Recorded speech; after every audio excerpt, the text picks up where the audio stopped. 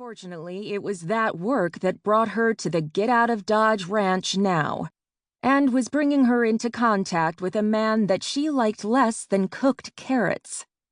Bull rider, man whore, friend of her ex-husband, Wyatt Dodge. Lindy gritted her teeth and parked her little red car in the gravel lot.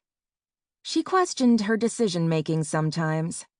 The fact that she'd come to Wyatt with the idea of the joint barbecue that would hopefully increase business at both Grassroots and Get Out of Dodge.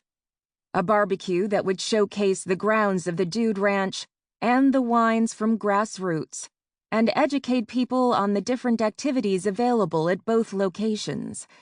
But it made sense. Business sense, anyway. And she'd felt like it would be short-sighted to let her feelings for Wyatt, both her irritation and the strange tightening she felt in her stomach whenever he was around, hinder an important business decision. Back in the day, Get Out of Dodge had been a thriving dude ranch, bringing people in for miles.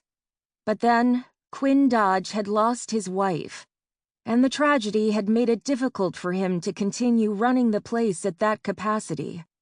Since then, the ownership had passed to Quinn's son, Wyatt, who had retired from the rodeo circuit. He was working on bringing it back to its former glory, modernizing it and creating a place that would cater to what guests wanted now. Lindy felt like she was very much doing the same with Grassroots. Now that it was in her control, she was doing all the expanding she had wanted to do when she and Damien had been married. He had been just happy to live in a big house and let the winery bump along, making income as it had always done. Not Lindy. Lindy had come from nothing, and she didn't take a thing for granted.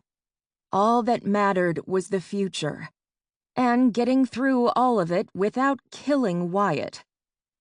Now, she muttered to herself, if I were a pig-headed asshole, where would I be?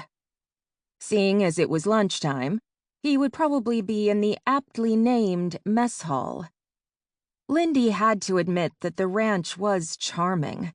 All the little cabins that had been redone over the past few months, as well as the large communal dining hall, filled with picnic bench-style setups, and with more seating outside by the river.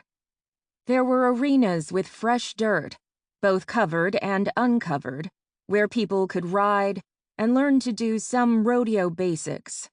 They did a roping and barrel racing primer, and they were beginning to do trail rides of varying lengths and skill levels.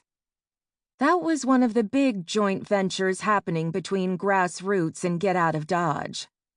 They were offering a ride through the winery that took people through the vineyards and ended in a farm-to-table dinner in one of the revamped barns on her property. If you were staying at the ranch, you got a discount. And it was Jamie Dodge who was leading the ride. It didn't do them any good to see each other as competitors. They weren't. He had people coming to stay on his property, and she had booze. That meant they were natural bedfellows. When it came to business. Lindy forced a smile as she traipsed into the mess hall.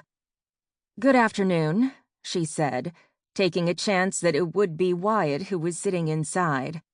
She wasn't disappointed, but along with Wyatt were his younger brothers Grant and Bennett.